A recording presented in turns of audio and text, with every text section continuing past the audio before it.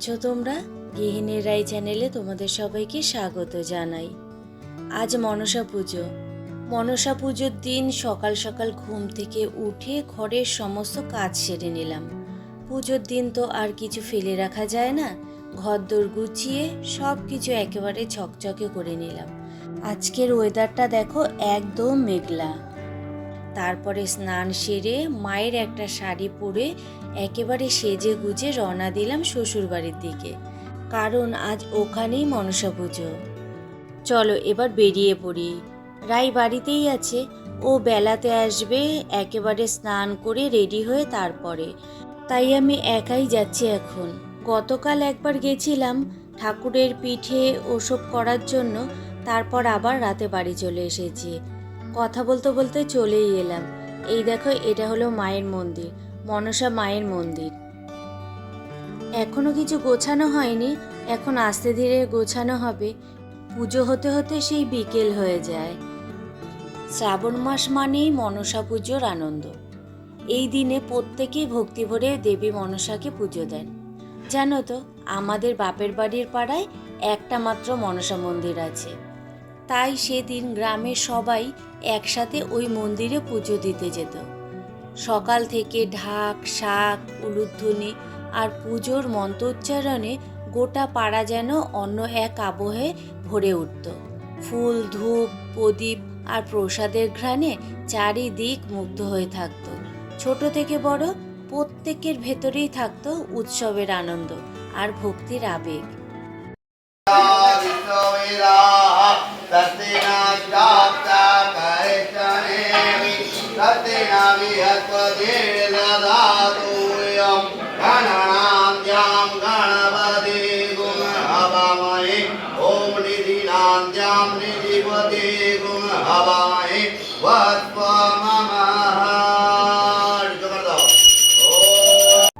এটা হলো ঠাকুরের ভোগ রান্না করার জায়গা, আর কি বলতে পারো ঠাকুরের রান্নাঘর। দুর্গাপুজো শেষ হয়ে যাওয়ার পর অনেক দিন আর তেমন বড় কোনো পুজো থাকে না। তারপরেই আসে মনসা পুজো, আর তারপরে গণেশ পুজো। যেন মনসা পুজো থেকেই শুরু হয়ে যায় নতুন করে পুজোর মরশুম। সেই দিন থেকেই চারিদিকে আবার উৎসবের আবহ, ভক্তি আর আনন্দের রং ছড়িয়ে পড়ে। ছোটবেলা থেকেই সাপকে ভীষণ ভয় পাই, আর সেই কারণে মনসা ঠাকুরের প্রতি অকারণেই একরকম ভয় কাজ করত।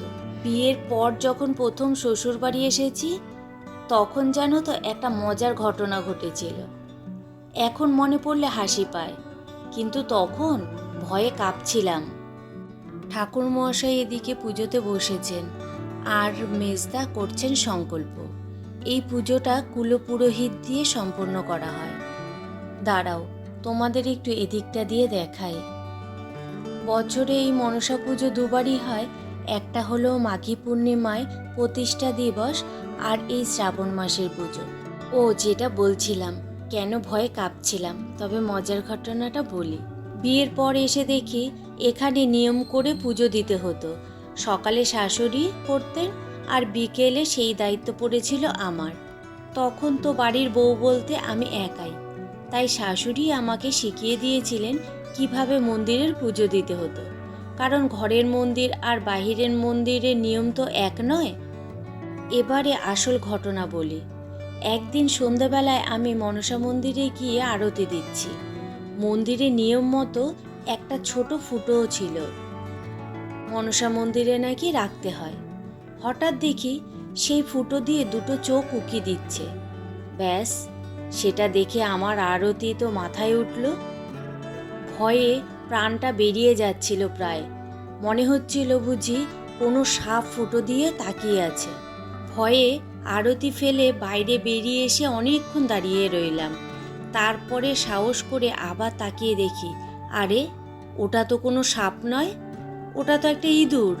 তখনই ভয়ের জায়গায় হাসি এসে গেল। একা একা দাঁড়িয়ে হেসেই যাচ্ছিলাম। পরে আবার শান্ত মনে গিয়ে আরতি করি।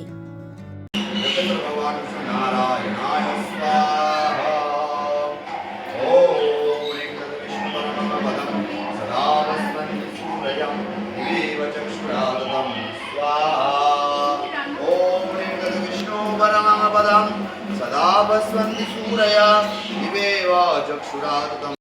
এখানে এখন হোমযজ্ঞ হচ্ছে আর এদিকে ভোগের রান্না প্রায় শেষ, শুধু লুচিটা করলেই হয়ে যাবে। এরপরে হবে ভোগ আরতি। এই পুজো সেই সকাল থেকে শুরু হয়, তো এই 10টা-11টা থেকে, আর পুজো শেষ হতে হতে সেই বিকেল 4টে 4:30 বেজে যায়। ছোটবেলাতে এই পুজোর দিন বিকেলবেলাতে একটা টিফিন বাটি নিয়ে প্রসাদ আনতে যেতাম। মন্দিরের উঠোনে ভিড় জমতো, সবাই অধীর আগ্রহে অপেক্ষা করত সেই খিচুড়ির প্রসাদের জন্য।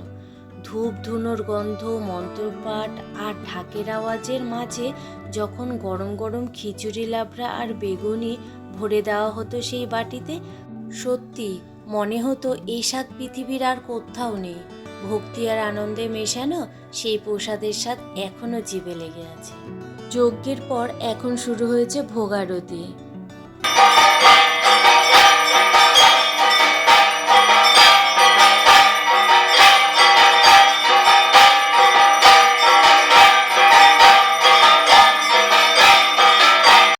ভোগ আরতি হয়ে গেছে, এবার চলো এবার অঞ্জলিটা দিয়ে নিই।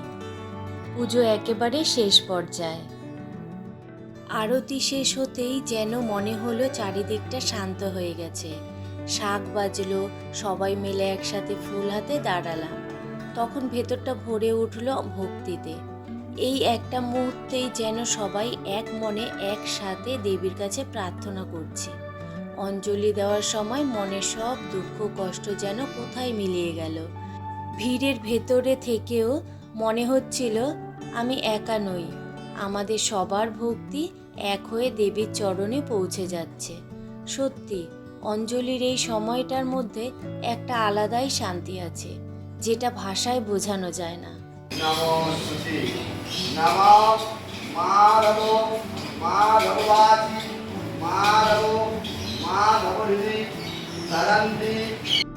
পুজো শেষ হয়ে গেছে, এবারে চলো মাকে একটু ভালোভাবে তোমাদের দেখাই একদম সামনে দিয়ে। মায়ের কাছে আমার একটাই প্রার্থনা, সবাইকে ভালো রেখো, সুস্থ রেখো, শান্তি দাও। আর মা তুমিও ভালো থেকো, ভক্তদের আশীর্বাদ দিয়ে আমাদের পথ দেখিয়ে যেও। ভোগ দর্শনে নাকি সব দুর্ভোগ কাটে, তাই আমিও সুযোগটা হাতছাড়া করিনি, একটু ভোগ দর্শনও করে নিলাম ভক্তি ভরে।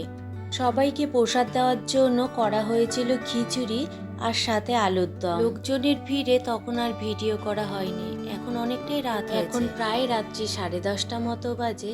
চলো তাহলে আজকের মতো ভিডিওটা এখানেই শেষ করছি। যদি ভালো লেগে থাকে তাহলে প্লিজ লাইক কমেন্ট করো আর সাবস্ক্রাইব করে আমার পাশে থেকো। তোমরা সবাই ভালো থেকো, সুস্থ থেকো আর সাবধানে থেকো। চলো আজকের মতো টাটা।